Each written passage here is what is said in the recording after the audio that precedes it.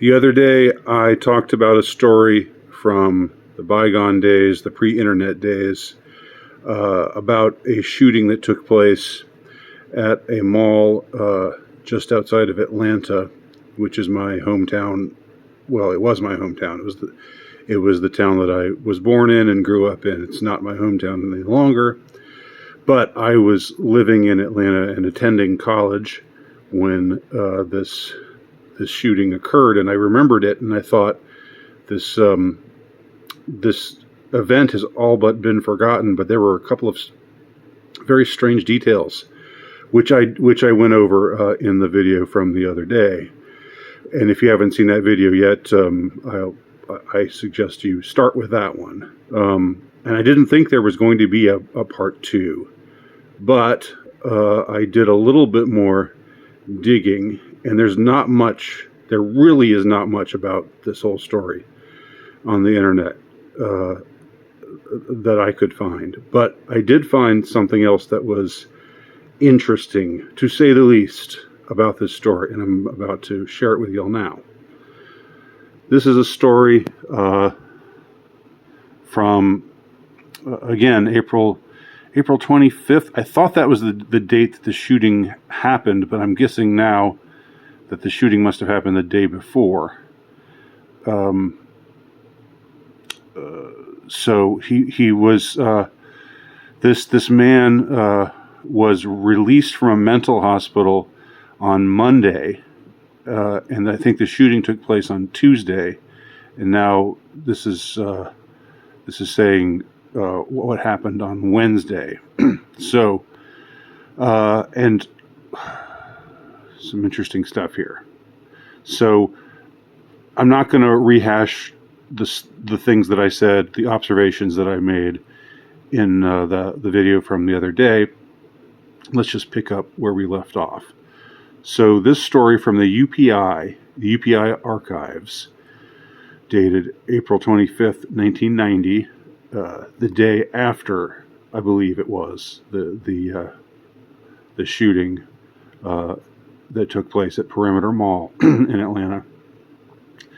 So this account reads: a recently released mental hospital patient who opened fire in a crowded suburban mall was back in a state institution Wednesday after jailers determined they could not care for him properly.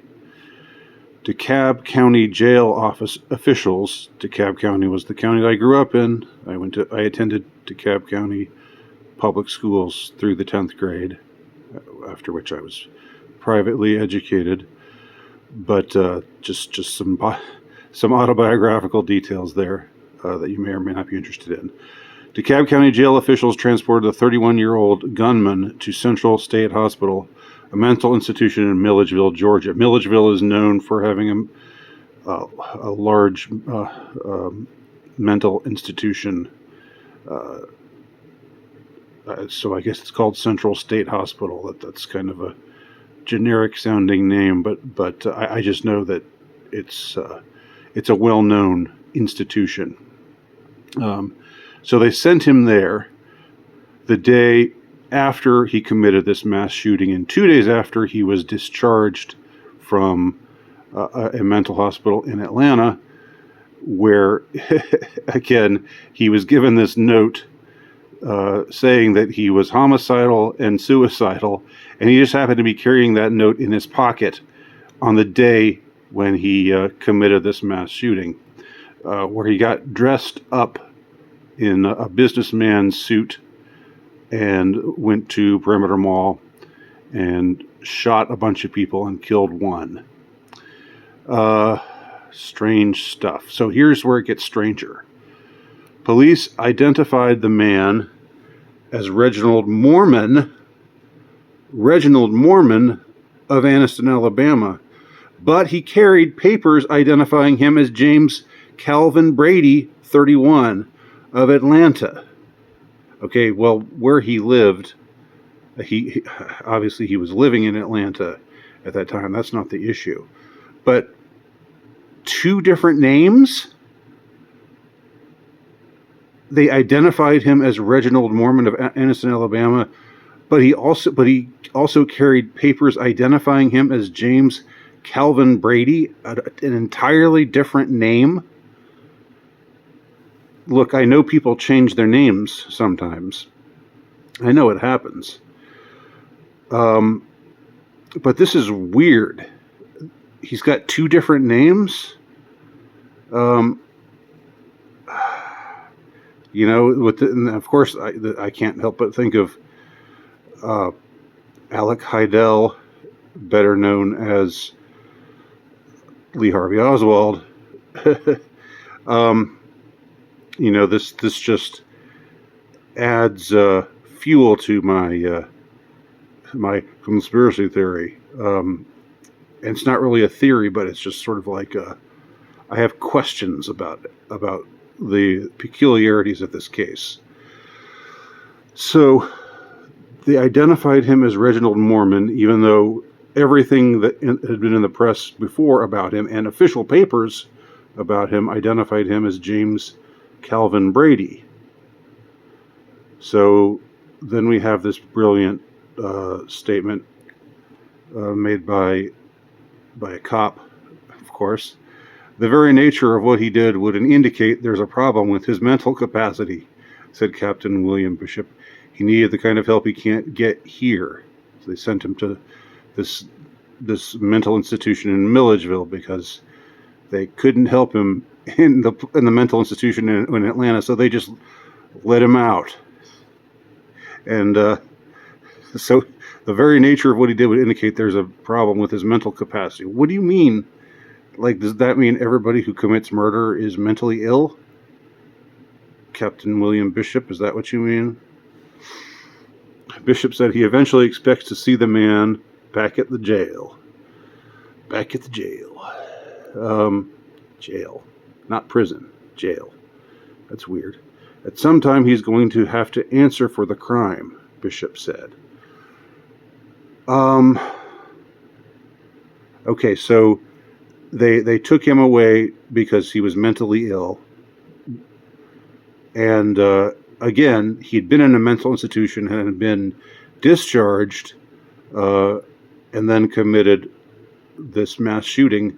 And then they sent him away to another mental institution, this time down in Milledgeville. At some time he's going to have to answer for the crime, Bishop said. Well, is he though? Is he going to? Okay, well, let me just move on before I elaborate on that point. DeKalb County spokesman Tom Brown said documents found on the gunman, who calmly surrendered outside the mall, indicated he had been released Monday from Georgia Regional Hospital. Okay, so again, Monday, released from Georgia Regional Hospital in Atlanta. Tuesday, commit mass shooting, kill one, injure several others. Wednesday, get sent to another mental institution. The hospital, citing patient confidentiality, declined comment. Okay. So a bunch of just official talk here, disclaimers and all the sort of stuff you expect. You know, the absence of straight answers. Barbara Morgan, blah, blah, blah, our Secretary for Department of Human Resources, I guess in Georgia, said department investigators were cooperating fully. She said investigators had not decided to investigate whether Georgia Regional Hospital was proper in releasing the suspect. They weren't okay, so they weren't going. I mean, it seems pretty clear, doesn't it, that it was improper, given that the very next day he committed a mass shooting. It's a little too soon for that to occur. We're doing fact-finding now. What are we doing fact-finding about? What are the facts to find? God. I mean, these people with their obfuscatory language, it just... I worked for almost a year and a half as a newspaper reporter, and I made a lot of enemies because I just couldn't couldn't handle hearing all this crap from these officials. I just couldn't take it. I guess I should have been more patient and waited them out more, and played the game and made buddies with the people I needed to make buddies with, and then eventually, that would have been a way of winning people's confidence, and I guess that's how it works, but just couldn't play that game. Anyway, more autobiographical details that you're probably not interested in. Police spokeswoman Susan Medlock said the suspect bought his gun at Avondale Pawn Shop in Decatur, Georgia, after he was released from jail. After he was released from jail? You mean after he was released from... After he was released from jail? No, that must be a misprint. He wasn't released from jail. He was released from a mental institution. There's no waiting period to buy a handgun in Georgia, of course, making this about gun control. Relatives said the man now goes by the name who now goes by the name of Brady. This is also interesting. Grew up in Anniston, Alabama, as Reginald Spencer. So we've got 3 different names. The name of his father by a common law marriage. So he was identified as Reginald Mormon, but then he said that he was born as Reginald Spencer. He grew up with the name of Reginald Spencer. And then he changed his name to James Calvin Brady sometime after that. Okay. Spencer was one of 10 children in a poor family. His mother died of kidney disease when he was 6. He and 5 brothers were taken in by other family members.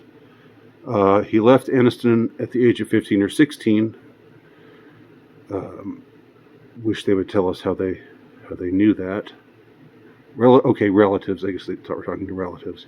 Relatives said he lived in California for several years. Last visited Anniston 4 or 5 days around Thanksgiving last fall. That would have been a few months before the shooting in April of 1990. So this would have been the fall of 1989. Anniston police say they have no record of any criminal activity by Spencer growing up or during his visits to the East Alabama city. Authorities said the gunman, dressed in a gray suit, carrying a briefcase, entered the food court perimeter mall in Atlanta's affluent northern suburbs shortly after noon Tuesday. Rehashing what happened. So let's see, is there anything else after that? No, that's it. All right, so just to recount the things that I think are odd about this story. All right, everything about this shooter before this article identified him as James Calvin Brady. But now we're told that he was actually Reginald Mormon. How do you go from Reginald, and that he grew up as Reginald Spencer? No relation. I'm sure no relation to our friend Richard. Except, I'm not even going to make that joke. Okay, anyway. So he changed his, so now his name was changed to James Calvin Brady. Okay. No explanation about this name change, or how he's officially identified under 2 different names. That's not even explained. They just gloss over that. And Reginald Mormon wasn't even his birth given name. He grew up under the name of Reginald Spencer. His father, he took the name of his common law father.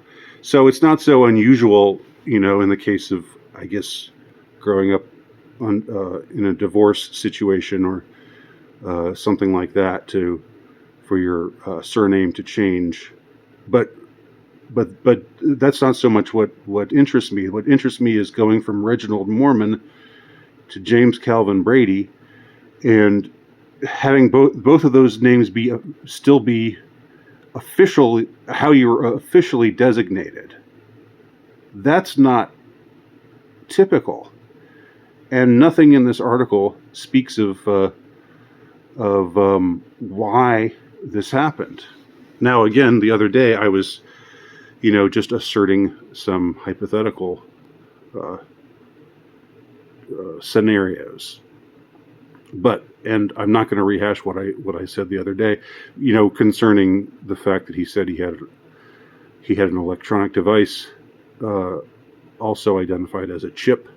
He said that he'd been that had been put in his body. He was also quoted as saying, "You don't know what these people have done to me."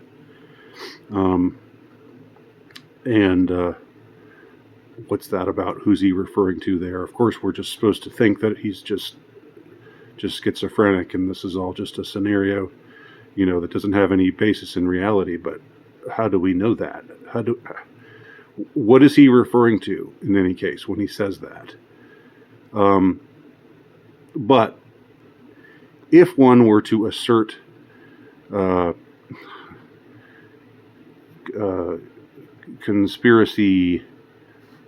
conspiratorial scenarios, certainly the idea that he is simultaneously identified under two different names, that's definitely an oddity. That's definitely strange. That he has no prior criminal record before committing this mass shooting is also strange. No history of violence. Then apparently he's taken into this mental hospital in Atlanta. There's no real account given of his life. He just moved around. He lived in California for a while. Then he lived where else?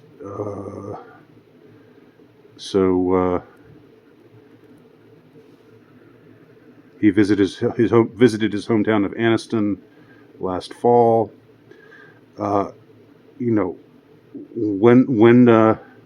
When did he start having mental problems to the extent that he had to be taken into a mental institution in Atlanta, where they said he was homicidal and suicidal, even though he's lived 31 years with no prior history of criminal activity or violent behavior.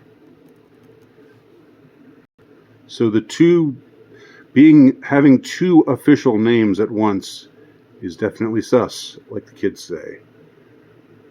But here's what I'm going to end with. I don't remember there ever being a trial. Now, I might be wrong. Maybe there was a trial.